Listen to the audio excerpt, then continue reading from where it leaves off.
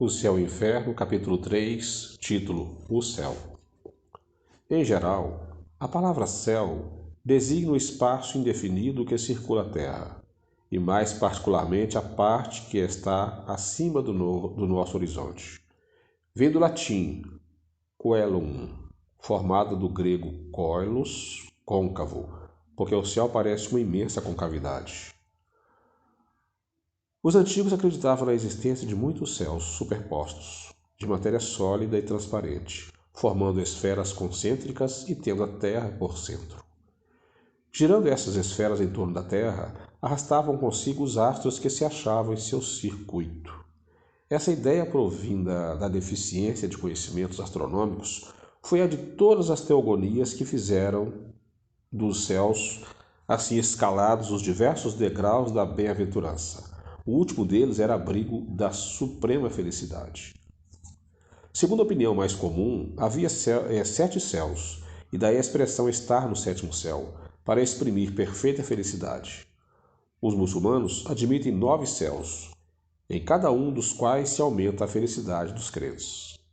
O astrônomo Ptolomeu, que viveu na Alexandria, no Egito, no século da era cristã, contava 11 e denominava o último Empírio por causa da luz brilhante que nele reina. É este ainda hoje o nome poético dado ao lugar da glória eterna. A teologia cristã reconhece 3 céus.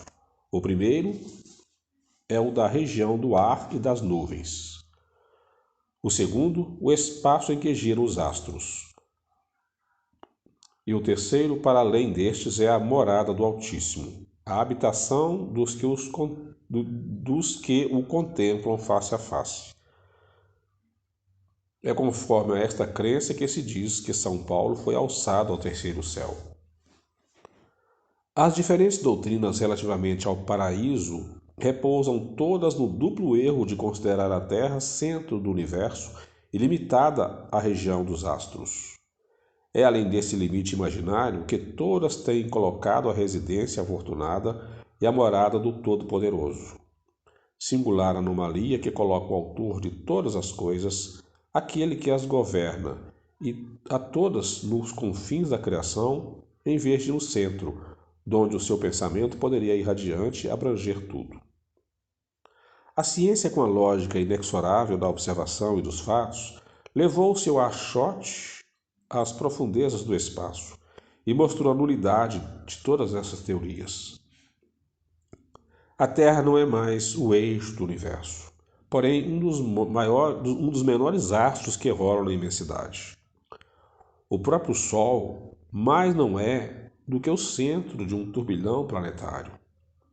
As estrelas são outros tantos e inumeráveis sóis, em torno dos quais circulam mundos sem contas, separados por distâncias apenas acessíveis ao pensamento, embora se nos afigure tocar em si. Neste conjunto grandioso, regido por leis eternas, reveladoras da sabedoria e onipotência do Criador, a Terra não é mais do que um ponto imperceptível e um dos planetas menos favorecidos quanto à habitabilidade. E assim sendo, é lícito perguntar por que Deus faria da Terra a única sede da vida e nela degradaria as suas criaturas prediletas? Mas ao contrário, tudo anuncia a vida por toda parte, e a humanidade é infinita como o universo. Revelando-nos a ciência mundos semelhantes ao nosso, Deus não podia tê-los criados sem intuito. Antes deve tê-lo povoado de seres capazes de os governar. As ideias do homem estão na razão do que ele sabe. Como todas as descobertas importantes, a da constituição dos mundos deveria imprimir-lhes outro curso. Sob a influência desses conhecimentos novos, as crenças se modificaram. O céu foi deslocado e a região estelar, sendo ilimitada, não mais lhe pode servir. Onde está ele, pois? É ante esta questão emudecem todas as religiões. O Espiritismo vem resolvê-la, demonstrando o verdadeiro destino do homem. Tomando-se por base a natureza deste último e os atributos divinos, chega-se a uma conclusão. Isso quer dizer que, partindo do conhecimento, atinge-se o desconhecido por uma dedução lógica, sem falar das observações diretas que o Espiritismo faculta. O homem compõe-se de corpo e espírito. O espírito é o ser principal, racional, inteligente. O corpo é o invólucro material que reveste o espírito temporariamente para preenchimento de sua missão na Terra e execução do trabalho necessário ao seu adiantamento. O corpo usado destrói-se e o espírito sobrevive à sua destruição. Privado do espírito, o corpo é apenas matéria inerte, qual instrumento privado da mola real de função. Sem o corpo, o espírito é tudo, a vida, a inteligência. Em deixando o corpo, torna ao mundo espiritual, onde paira para depois reencarnar. Existem, portanto, dois mundos: o corporal, composto de espíritos encarnados, e o espiritual, formado dos espíritos desencarnados. Os seres do mundo corporal, devido mesmo à materialidade do seu envoltório, estão ligados à Terra ou a qualquer globo. O mundo espiritual ostenta-se por toda parte, em redor de nós, como no espaço sem limite algum designado. Em razão mesmo da natureza fluídica do seu envoltório, os seres que o compõem, em lugar de se locomoverem penosamente sobre o solo, transpõem as distâncias com a rapidez do pensamento. A morte do corpo não é mais que a ruptura dos laços que os retinham cativos. Os espíritos são criados simples e ignorantes, mas dotados de aptidões para tudo conhecerem e para progredirem em virtude do seu livre-arbítrio.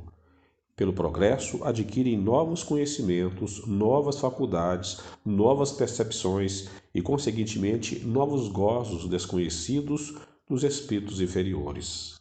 Eles veem, ouvem, sentem e compreendem o que os espíritos atrasados não podem ver, sentir, ouvir ou compreender. A felicidade está na razão direta do progresso realizado, de sorte que, de dois espíritos, um pode não ser tão feliz quanto o outro, unicamente por não possuir o mesmo adiantamento intelectual e moral, sem que por isso precisem estar cada qual em lugar distinto. Ainda que juntos pode um estar em trevas enquanto que tudo resplandece para o outro, tal como um cego e um vidente que se dão as mãos. Este percebe a luz da qual aquele não percebe a mínima impressão. Sendo a felicidade dos espíritos inerente às suas qualidades, aurem-na eles em toda parte em que se encontram, seja à superfície da terra, no meio dos encarnados ou no espaço. Uma comparação vulgar fará compreender melhor essa situação. Se encontrarem em um concerto dois homens, um bom músico, de ouvido educado, e outro desconhecedor da música, de sentido auditivo, pouco delicado, o primeiro experimentará a sensação de felicidade, enquanto o segundo permanecerá insensível, porque um compreende e percebe o que nenhuma impressão produz no outro. Assim sucede quanto a todos os gozos do espírito, que estão na razão de sua sensibilidade.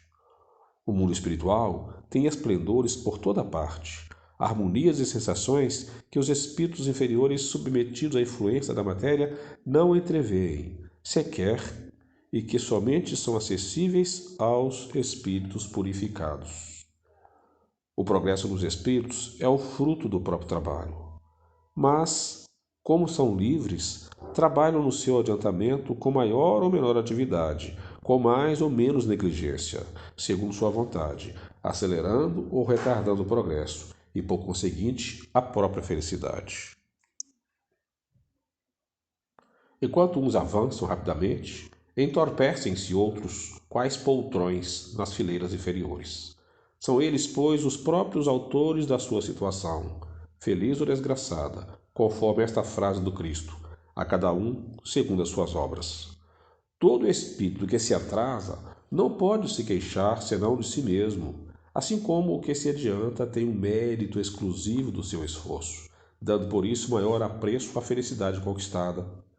A suprema felicidade só é compartilhada pelos espíritos perfeitos, ou por outra, pelos puros espíritos, que não a conseguem senão depois de haverem progredido em inteligência e moralidade. O progresso intelectual e o progresso moral raramente marcham juntos, mas o que o espírito não consegue em dado tempo, alcança em outro, de modo que os dois progressos acabam por atingir o mesmo nível. Eis porque se vêem muitas vezes homens inteligentes e instruídos pouco adiantados moralmente e vice-versa. A encarnação é necessária ao duplo progresso moral e intelectual do espírito. Ao progresso intelectual pela atividade obrigatória do trabalho. Ao progresso moral pela necessidade recíproca dos homens entre si. A vida social é a pedra de toque das boas ou más qualidades. A bondade, a maldade, a doçura, a violência, a benevolência, a caridade, o egoísmo, a avareza, o orgulho, a humildade, a sinceridade, a franqueza, a lealdade, a má-fé, a hipocrisia, em uma palavra, tudo o que constitui o homem de bem ou perverso tem por móvel, por alvo e por estímulo as relações do homem com seus semelhantes. Para o homem que vivesse insulado, não haveria vícios nem virtudes. Preservando-se do mal pelo insulamento, o bem de si mesmo se anularia. Uma só existência corporal é manifestamente insuficiente para o espírito adquirir todo o bem que lhe falta, eliminar o mal que lhe sobra.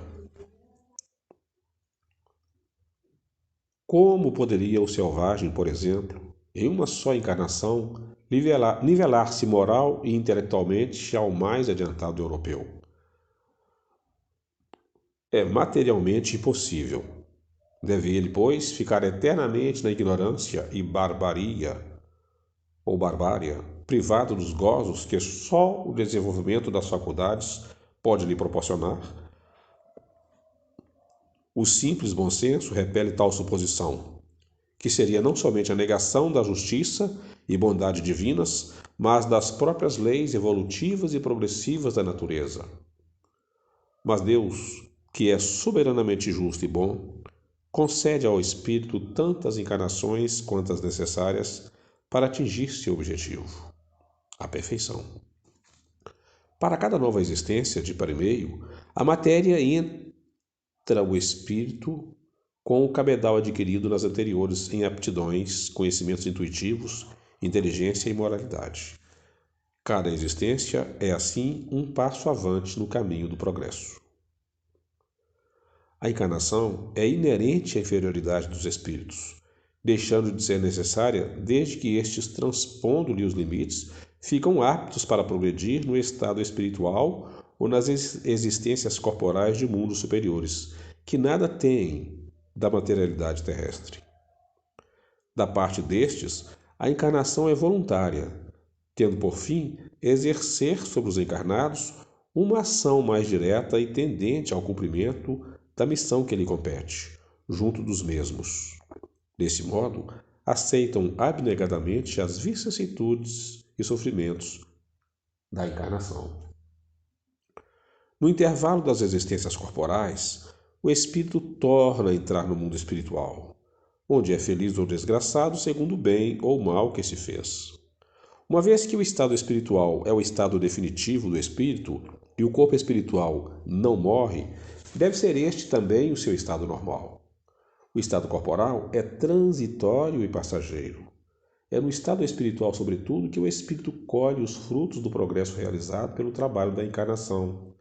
É também nesse estado que se prepara para novas lutas e toma as resoluções que há de pôr em prática na sua volta à humanidade. O espírito progride igualmente na erraticidade, adquirindo conhecimentos especiais que não poderia obter na Terra e modificando as suas ideias. O estado corporal e o espiritual constituem a fonte de dois gêneros de progresso, pelos quais o espírito tem de passar alternadamente nas existências peculiares a cada um dos dois mundos. A reencarnação pode dar-se na Terra ou em outros mundos. Há entre os mundos alguns mais adiantados, onde a existência se exerce em condições menos penosas que na Terra, física e moralmente, mas onde também só são admitidos espíritos chegados a um grau de perfeição relativo ao estado desses mundos.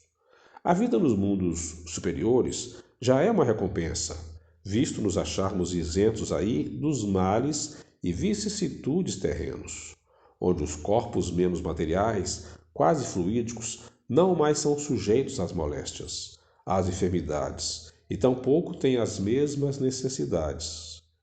Excluídos os espíritos maus, gozam os homens de plena paz, sem outra preocupação além do adiantamento pelo trabalho intelectual.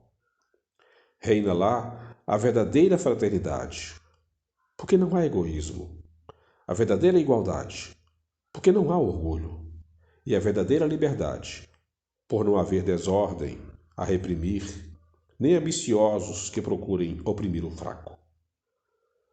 Comparados à terra, esses mundos são verdadeiros paraísos, quais pousos ao longo do caminho do progresso, conducente ao estado definitivo. Sendo a terra um mundo inferior, destinado à purificação dos espíritos imperfeitos, está nisso a razão do mal que aí predomina, até que praza a Deus fazer dela morada de espíritos mais adiantados. Assim é que o espírito, progredindo gradualmente, à medida que se desenvolve, chega ao apogeu da felicidade. Porém, antes de ser atingido a culminância da perfeição, goza de uma felicidade relativa ao seu progresso. A criança também frui os prazeres da infância, mais tarde os da mocidade e, finalmente, os mais sólidos da madureza.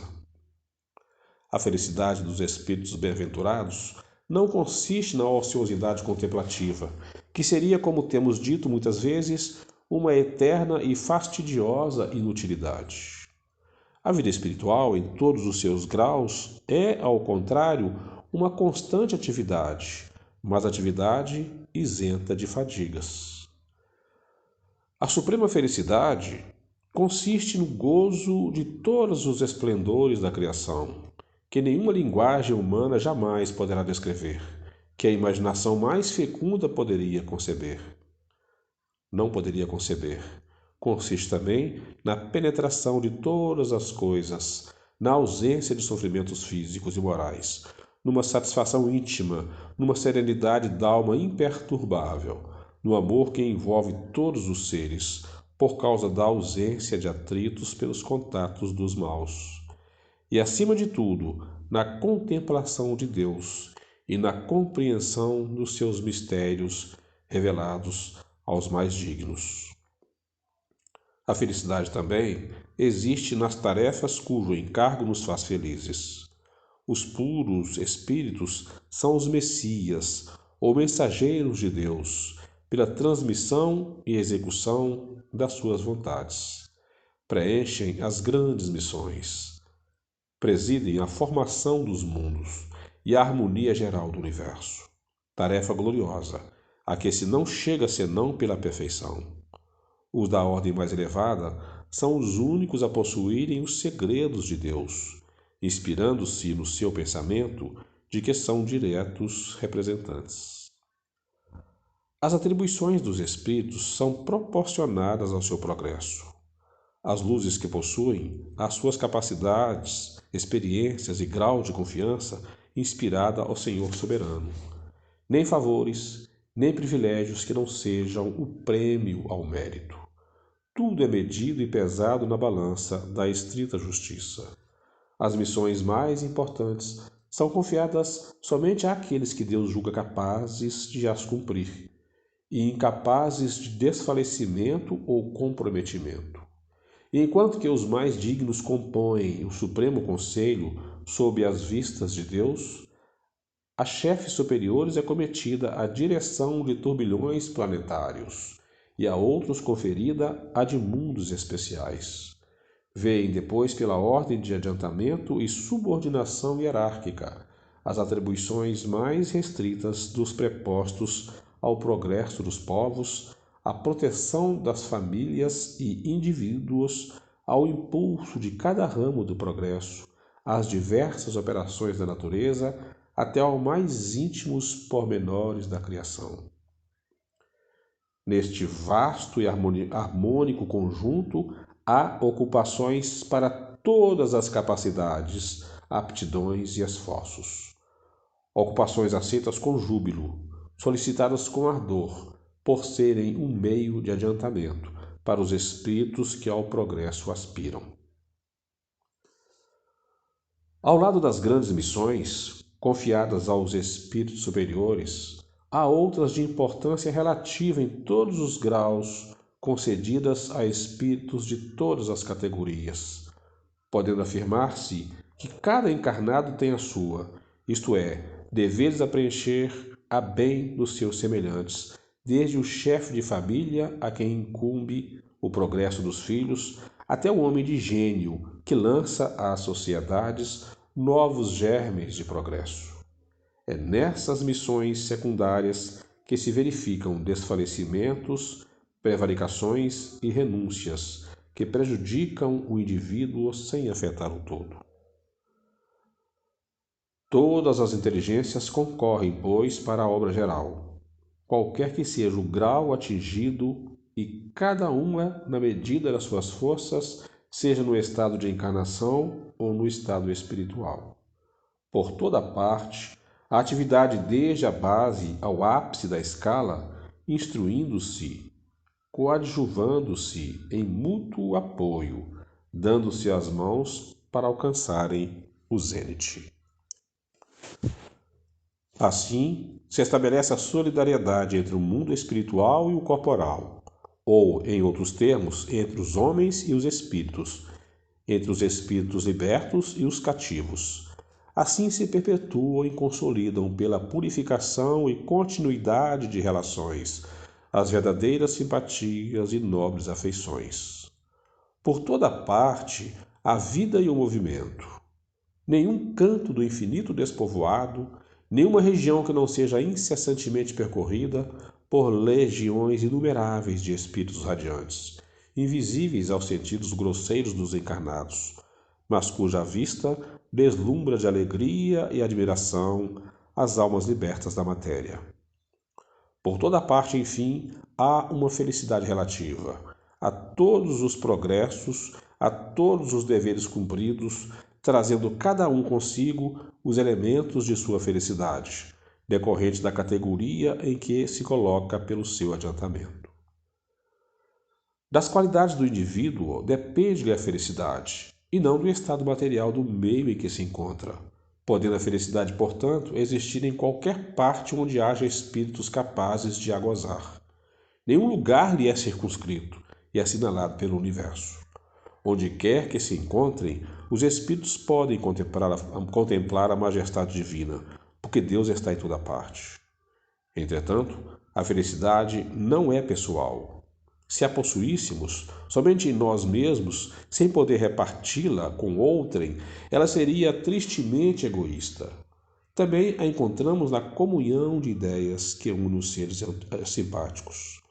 Os espíritos felizes, atraídos-se pela similitude de gestos e sentimentos, formam vastos agrupamentos ou famílias homogêneas, no seio das quais cada individualidade irradia as qualidades próprias e satura-se dos eflúvios serenos e benéficos emanados do conjunto.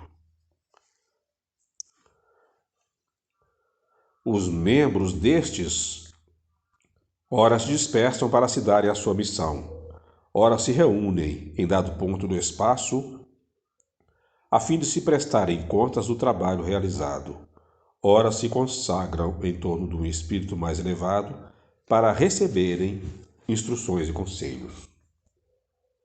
Posto que os espíritos estejam por toda parte, os mundos são de preferência os seus centros de atração, em virtude da analogia existente entre eles e os que os habitam.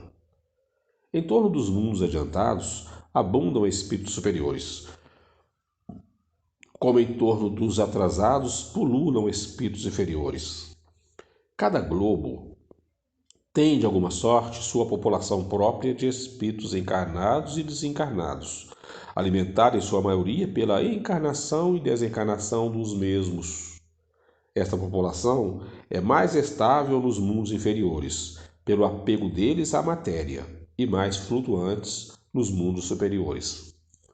Destes últimos, porém, verdadeiros focos de luz e felicidade, espíritos se destacam para mundos inferiores, a fim de neles semearem os germes do progresso, levando-lhes consolação e esperança, levantar os ânimos abatidos pelas provações da vida. Por vezes também se encarnam para cumprir com mais eficácia a sua missão.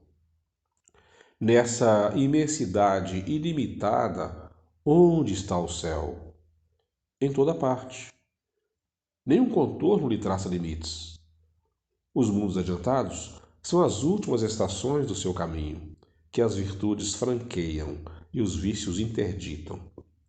Ante esse quadro grandioso que povoa o universo, que dá a todas as coisas da criação um fim e uma razão de ser, quanto é pequena e mesquinha a doutrina que circunscreve a humanidade a um ponto imperceptível do espaço que nos mostra começando em dado instante para acabar igualmente com o mundo que a contém, não abrangendo mais que 1 minuto da eternidade.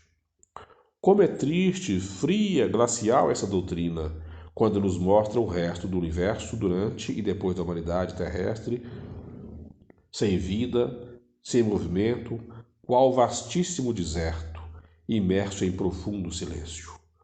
Como é desesperadora a perspectiva dos eleitos votados à contemplação perpétua, porquanto a maioria das criaturas padece tormento sem fim. Como lacera os corações sensíveis a ideia dessa barreira entre mortos e vivos. As almas ditosas dizem: só penso na sua felicidade, como as desgraçadas nas suas dores. Admira que o egoísmo reine sobre a terra quando nolo mostra no céu? Oh, quão mesquinha se nos afigura essa ideia da grandeza do poder e da bondade de Deus. Quanto é sublime a ideia que dele fazemos pelo Espiritismo. Quanto a sua doutrina engrandece as ideias e amplia o pensamento. Mas quem diz que ela é verdadeira? A razão primeiro, a revelação depois, e finalmente a sua concordância com os progressos da ciência.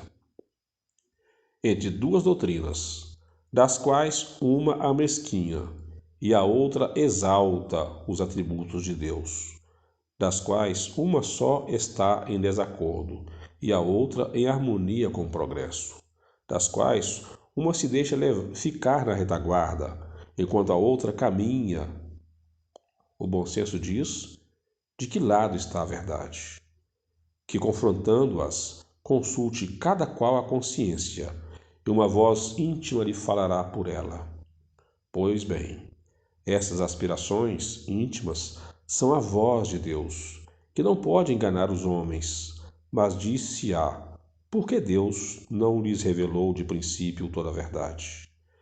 Pela mesma razão, porque senão ensina à infância o que se ensina aos de idade madura. A revelação limitada foi suficiente a certo período da humanidade, e Deus a proporciona gradativamente ao progresso e às forças do espírito. Os que recebem hoje uma revelação mais completa são os mesmos espíritos que tiveram dela uma partícula em outro tempo, e que de então por diante se engrandeceram em inteligência. Antes de a ciência ter revelado aos homens as forças vivas da natureza, a constituição dos astros, o verdadeiro papel da Terra e sua formação, poderiam eles compreender a imensidade do espaço e a pluralidade dos mundos? Antes de a geografia comprovar a formação da Terra, Poderiam os homens tirar-lhes o inferno das entranhas e compreender o sentido alegórico dos 6 dias da criação? Antes de a astronomia descobrir as leis que regem o universo, poderiam compreender que não há alto nem baixo no espaço, que o céu não está acima das nuvens, nem limitado pelas estrelas? Poderiam identificar-se com a vida espiritual antes do progresso da ciência psicológica? Conceber depois da morte uma vida feliz ou desgraçada, a não ser em lugar circunscrito e sob uma forma material? Não. Compreendendo mais pelos sentidos que pelo pensamento, o universo era muito vasto para sua concepção. Era preciso restringi-lo ao seu ponto de vista para alargá-lo mais tarde. Uma revelação parcial tinha sua utilidade, e, embora sábia até então, não satisfaria hoje. O absurdo provém dos que pretendem poder governar os homens de pensamento, sem se darem conta do progresso das ideias, quais se fossem crianças.